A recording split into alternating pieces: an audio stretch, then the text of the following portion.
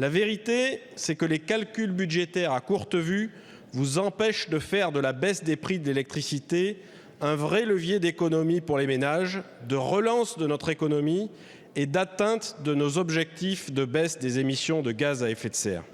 Monsieur le ministre de l'économie, vous avez annoncé ce week-end la diminution d'une partie du tarif d'abonnement de l'électricité par l'intermédiaire de la baisse de la contribution tarifaire d'acheminement. Mais cette baisse au 1er février ne devrait représenter qu'une dizaine d'euros par an d'économie pour les ménages, moins d'1 euro par mois. Avec cette annonce, vous esquivez le cœur du débat,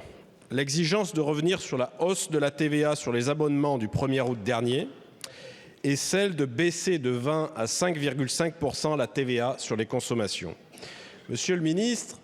avant même d'ajouter la marge des fournisseurs ou les coûts de production et de distribution, les taxes sur l'électricité représentent aujourd'hui de 30 à 35% du montant total payé par les usagers. Si vous vouliez vraiment alléger la facture d'électricité des Français, mais aussi celle de nos entreprises, de nos communes, de nos hôpitaux, de nos établissements scolaires, vous disposez de marges confortables.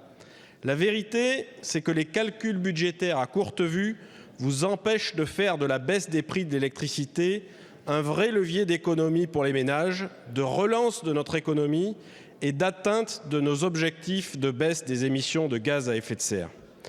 À l'heure où la France produit une électricité décarbonée et abondante, où plus de 3 millions de ménages sont en précarité énergétique, où notre pays perd chaque année 57 milliards d'euros pour importer du pétrole et du gaz, pourquoi refusez-vous toujours de revenir sur la TVA à 20% sur l'électricité?